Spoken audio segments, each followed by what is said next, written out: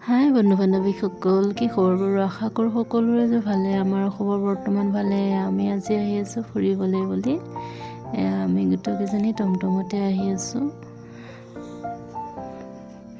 বৰ বেছি দূৰ নহয়, ওচৰতে বাৰু। মোৰ নবৌৰ ঘৰলৈ বুলি আহিছোঁ।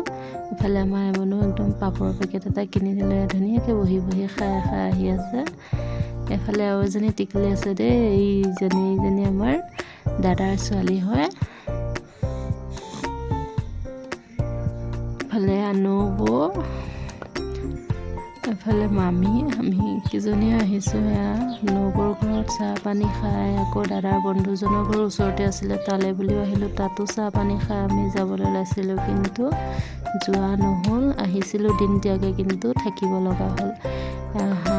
হাঁহ কাটিলে দাদাজনে, নিজে আকৌ বনাবলৈও লৈছে। বাহিৰতে চৌকা পাতিছে।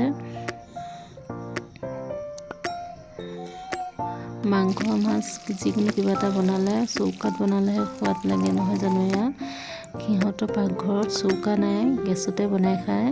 সেইকাৰণে চোতালতে একদম চৌকা পাতি ধুনীয়াকৈ মাংস বনাই আছে।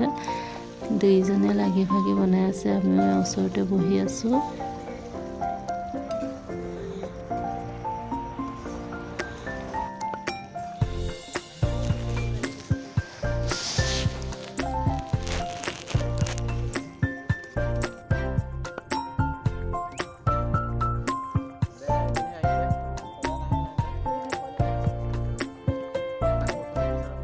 এফালে আকৌ আমাৰ দুইজন দাদাই মুখৰ চুপতি লাগি আছে দেই।